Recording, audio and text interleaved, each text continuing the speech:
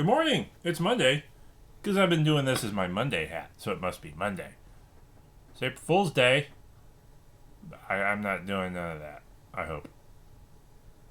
Anyway, good morning. Welcome to Coffee and Resales. My name is Ryan, and I get stuff at yard sales, garage sales, flea markets, and try to make a couple extra bucks online. Typically eBay.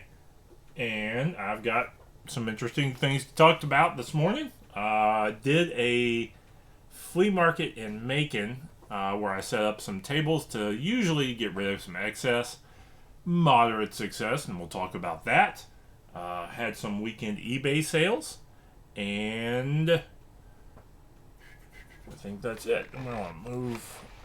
Yeah, I want more of that in the background. Okay. And so we'll go over that. First off, I think we'll do the eBay sales, which were pretty decent. Because they also involve some eBay fines. Not eBay, some fines from Thursday, Friday. First up, I think I bought this Thursday. A Bible. This is a Living Bible. It is a paraphrase, not a translation. That's when you see something called a version, King James Version, New International Version, New American Standard Bible. That's a version. That is a translation directly from the Greek and Hebrew documentation that we have. The Living Bible is called a paraphrase. I think it actually probably took the King James. Somebody took the King James, put it in their own words to make it easier to read or something along those lines. They didn't bother going back to the Greek to pull it out of that. So this was done in the 60s or 70s. They're still printing it. It's Tyndall printing it. Clean copy. Probably printed recently, the 2000s, 20-teens, 2020s. I don't know. This isn't that old. There's no print date on it. You kind of have to go by the version, and I've got no idea how to read the versions on this, or the editions. But clean copy, $15. Picked it up for $2 at Goodwill. So this is about the third one I've sold in the past year. And so I know, don't pick them up if they're marked or with loosish binding. If they're a good clean copy, it doesn't matter how old it is. You're looking at $15 to $20 for this one. And big sale, book wise, Alice Chalmers, Farm Equipment, 1914-1985. I'm guessing that this is the type of thing that there's only a couple of editions or a couple of things out there that has this information. Tractor guys, maybe they're real particular about their stuff. So I know just enough about tractors to know to look the books up. And also, in general, books that are kind of like cataloging stuff built in the past. This could have said like Lamborghini's 1914 to 1985. I would have looked it up. Trains, I would have looked it up. Something that catalogs a stretch on a very specific product is worth looking up. Because one, there's probably not that many things like that written. So there's only a handful of books. I can think of another very specific. There's a G.I. Joe book kind of like this that chronicles like the 1982 then through the early 90s G.I. Joe action figures. There's 2 of those books out there, and they were only have very limited print run, and they're very expensive. So this is kind of the same line. It's nobody else wrote a book about Alice Chalmers books. Alice Chalmers 1914, 1985, and it probably only has a couple of print runs. So stuff like this, collectors are out there. I have one other Alice Chalmers book that I think it's in it's going to go in the 20s. So that covers a sort of different genre. So, worth picking up. That was $50. I think did I sell for $50? Yeah, that was $50 sale. Next, where you go? You're not it. There you are. The Log of a Cowboy, Riverside Bookshelf, whatever that means. It's sort of an ex-school library copy. $20 on this one. I think there's a few editions of these, and this is like the only one that sells. So look them up. But I have learned to look up young adult readers through 60s, 70s, early 80s, because some of them, they're still out there. $20. Let's see. And sold a hat again. Somebody bought this and said it was the wrong size and sent it back. It wasn't the wrong size, but it may have shrunk a little or something. I don't know. We'll see what happens with this next sale. But this is $22. This is a tiger stripe. I think it's Vietnam era. This is official military. It's got the official military tag thing in it. So $21. I think is what. Yeah, $21 is what this one went for. Love selling military hats. I've got a big stash of them. I haven't sold any of the stash in a while because they're really small sizes. But we'll see how those shake out. And finally, this batch went for $35. I was kind of glad to just get rid of it. It was a chance I took. I think I bought each box of these $3 or $5. What these are it's sort of equipment for, I think, backdrops for photographers. It's like gearing, and you can like to hang like maybe a green screen or backdrops or something where you can pull a chain and roll them one up and one down, that type of stuff. It's sort of gearing and equipment for that type of setup. But it's not complete, but there's like 4 boxes, and that advertises like, look, this is just stuff, I laid it all out, took a picture, and just kind of sold it as a parts lot. So it went for $35. I think I'll make a few dollars on it. I think I was hoping to get like more than 50, and it didn't pan out. But I did get 35, and I'm happy for that, and because it's taking up room, it needs to go. Okay, that's my eBay sales.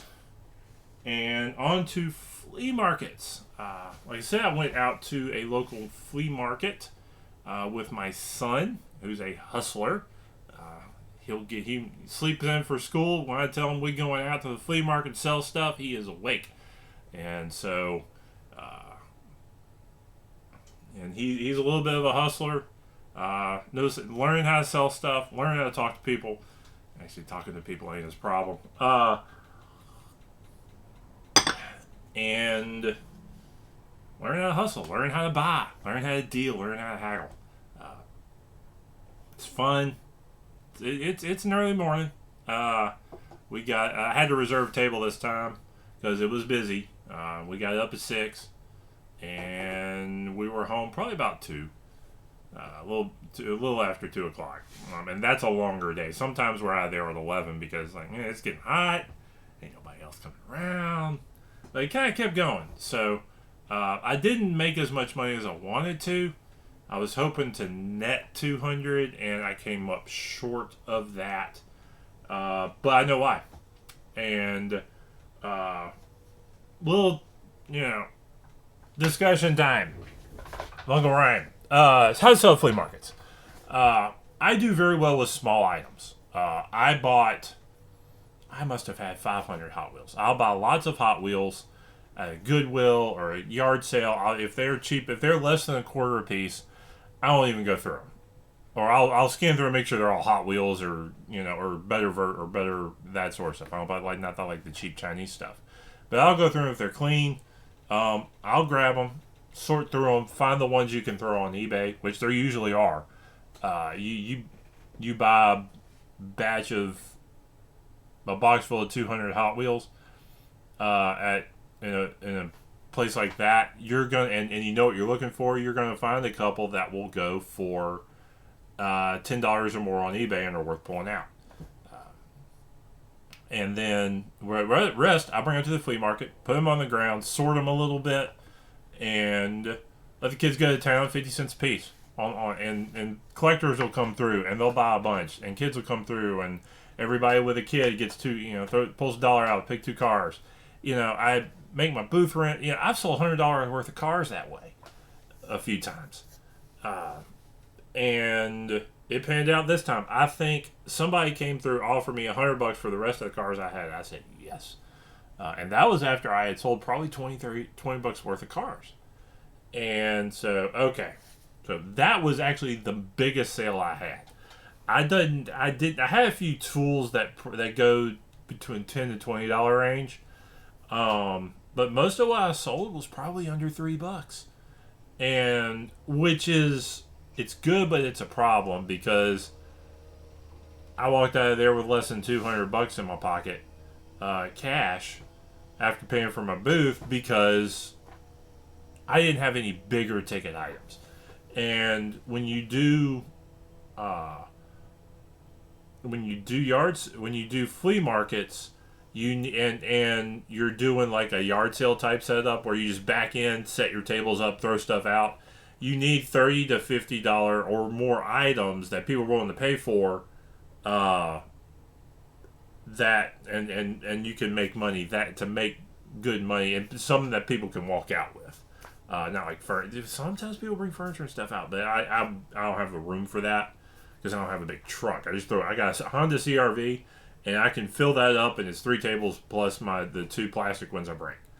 Uh, but anyway, so that's what you need to be able to bring out is stuff that people can walk out with carrying it, and I just didn't have that type of thing to bring out there to sell in that $20+ range to really rank the money up. I have before, and it's done great.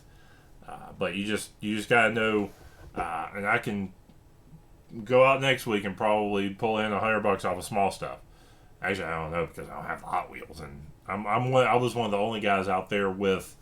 I had more Hot Wheels than anybody else, and I was one of the only guys out there with them.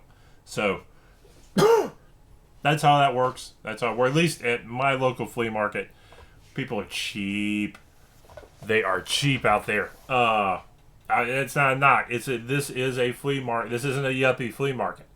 This is a flea market with lower income people, and for lots of immigrants, lots of guys, lots of pallet stuff. People buying pallets, bringing out there to flip it, which is actually a little bit of a complaint because some of the folks out there are charging way too much. They're trying to charge store prices, and they're not selling as well. And so, anyway, that's the flea market story, and I got stuff at the flea market. That I need to look up and double check and make sure. But I have a friend of mine there she sells a lot, and she had a bunch of books, which is rare for that flea market because it's not the most literary crowd. And so, Champions RPG book. I got, and I didn't look these up. So, and I have time to roll a live look up this morning. So we'll see. A fair size batch of, I didn't see if they were all there, but Roger Zelazny paperbacks of Nine Princes in Amber. If you like older sci-fi, you'll like Nine Princes in Amber. It's good writing. So let's see. Wild Cards by I'm not entirely sure. This is the George R.R. Martin Wild Cards series. You know, the thing that he wrote, one of those things that he does because he's not writing the other series that he's known for, and I've kind of given up on him. Actually, I really soured on Song of Ice and Fire anyway. It's too dark, dreary, and too depressing. Pokemon cards. There was a guy there. He had a bunch of holos and stuff, and I looked a couple up, and I think I got a pretty decent deal. I'll have to look these up and see where they come out, particularly the holos. And nothing super old, but also it's not really a lot of stuff that wasn't really current either. A few other books. A handful of Grendel graphic novels. Yeah. And some more Bone.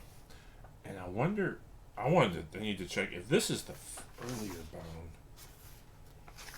I may have picked something up neat, but I don't see the date on it. But I'm curious if this is not the older bone graphic novels and not the modern ones, which means these are probably worth a little bit more. So, anyway, so got some. I think I came out pretty good with buying stuff out there, and other than that, I think we're good. So, it's Monday. Monday hats on. Get some stuff sold. And I will see y'all next time. Oh, like, comment, subscribe.